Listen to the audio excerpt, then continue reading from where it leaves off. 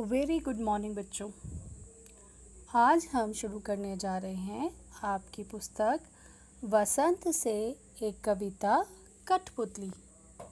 तो बच्चों, आपने कठपुतली तो देखी ही होंगी, देखी है ना। तो आज हम उन्हीं कठपुतलियों के मनोभावों का, यानी वो अपने मन में क्या सोचती हैं, उसका चित्रण यहाँ पे किया गया है, उसको पढ़ेंगे। और इस कविता के जो कवि हैं वो हैं भवानी प्रसाद मिश्र। इस कविता में भवानी प्रसाद मिश्र जी ने कठपुतली के मनोभावों का बहुत ही सुंदर वर्णन किया है। वे कहते हैं कि कठपुतलियाँ स्वयं अपनी बात स्वतंत्रता की इच्छा से कह रही हैं। कठपुतलियाँ मानती हैं कि वे दूसरों की गुलाम हैं, और एक कठपुतली जो थी वो अपनी गुलामी को देखकर बहुत गुस्से में आ गई और वो ये सोचने लगी कि ये धागे उसके आगे पीछे क्यों बंधे हुए हैं। वह इन्हें तोड़ना चाहती थी और अपने पांव पर स्वतंत्र होना चाहती थी। तो चलिए, कविता शुरू करने से पहले हम भवानी प्रसाद मिश्र जी के बारे में जानते हैं।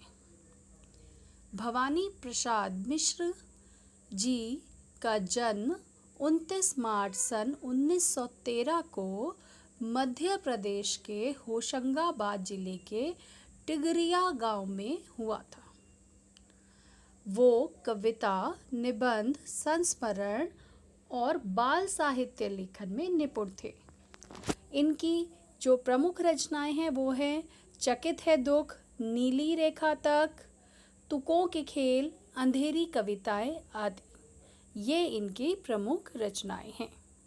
तो चलिए बच्चों, अब शुरू करते हैं आपकी कविता कठपुतली। कठपुतली गुस्से से उबली, बोली, ये धागे क्यों हैं मेरे पीछे आगे, इन्हें तोड़ दो, मुझे मेरे पांवों पर छोड़ दो। चलिए अब इसका सरलार्थ देखते हैं। प्रस्तुत पंक्तियां भवानी प्रसाद मिश्र द्वारा रचित कठपुतली नामक कविता से ली गई हैं और इसमें डोरियों से बंधी हुई एक कठपुतली स्वतंत्र होने की इच्छा प्रकट कर रही है।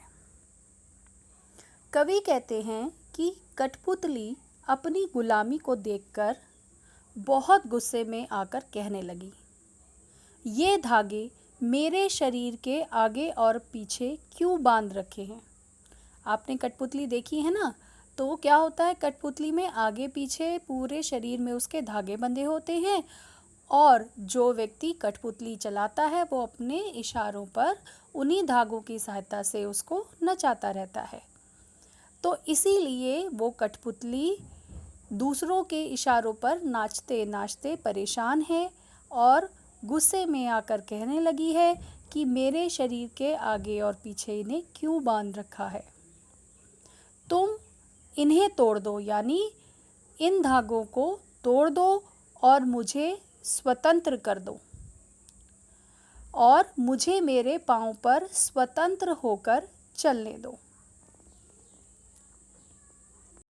सुनकर बोली और कठपुतलियाँ कि हाँ, बहुत दिन हुए हमें अपने मन के छंद छुए। अब इस कठपुतली की बात सुनकर जो अन्य सभी कठपुतलियाँ वहाँ थी, वे भी स्वतंत्र होने की इच्छा प्रकट करने लगी और वे सभी कहने लगी कि हमें अपने मन में खुशी नहीं हुई है, हम मन से दुखी हैं और बहुत समय हो गया है कि हमने अपने मन की बात नहीं सुनी है। यानी कि पहली कठपुतली की बात सुनकर अन्य सभी कठपुतलियाँ भी स्वतंत्र होने की इच्छा प्रकट करने लगी। मगर पहली कठपुतली सोचने लगी, ये कैसी इच्छा मेरे मन में जगी। तो यहाँ पे कवि पहली कठपुतली की मन की बात फिर से बताते हुए कहते हैं कि अन्य कठपुतलियों के स्वतंत्र होने की इच्छा देखकर पहली कठपुतली सोचने लगी, यह मेरे मन में स्वतंत्र होने की कैसी इच्छा जागी है। अब वह सबकी जिम्मेदारी के बारे में विचार करने लगी थी। उसे लगने लगा कि अपने लिए स्वतंत्र होना तो आसान है, परंतु सबकी जिम्मेदारी साथ लेकर स्वतंत्र होने की इच्छा रखना सही नहीं है। यानी उसको सोच समझकर इस विषय पे दोबारा विचार करना चाहिए।